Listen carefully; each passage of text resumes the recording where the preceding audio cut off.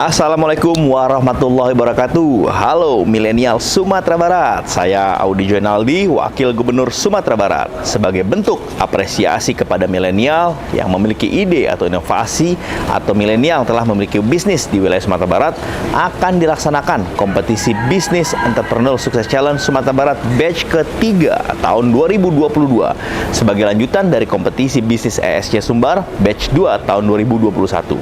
ESC Sumbar ini merupakan langkah dalam program mencetak 100.000 milenial entrepreneur di Sumatera Barat.